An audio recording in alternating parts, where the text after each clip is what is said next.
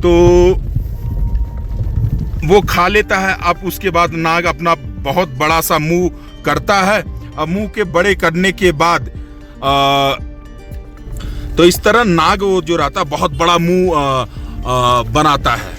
तो उसी समय अवसर पाकर वो लोहार जो खेला गांव का रहता है वो उसके मुंह में वो गरम जो गोले गोले पत्थर होते हैं वो पूरा डाल देता है। और जैसे ही सांप उसको अंदर अपने अतड़ियों में निगलता है उसके गर्मी से वो फट जाता है। और जब वो फटता है तो साथियों यह जो सारी धाराएं आप देख रहे हैं, रेखाएं देख रहे हैं इस पर्वत श्रृंखला पर, जैसे ही नापलिंग से आप बाएं साइड मुड़ेंगे जाने के लिए पंचाचूली की तरफ, आपको ये सारी रेखाएं, बहुत सारी रेखाएं इस पर्वत पे मिलेंगी।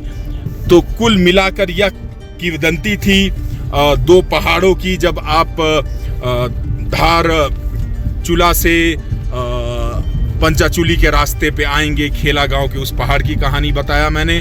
अब नापलिंग जिसे नागलिंग भी कहते हैं उसकी भी आपको किंवदंती कहानी बताया। अब हम पंचाचूली के शायद उन शिखरों को देख सकते हैं। अभी तक हमारा अनुमान यही है कि शिखर वही हैं, तो उसी की तरफ बढ़ रहे हैं।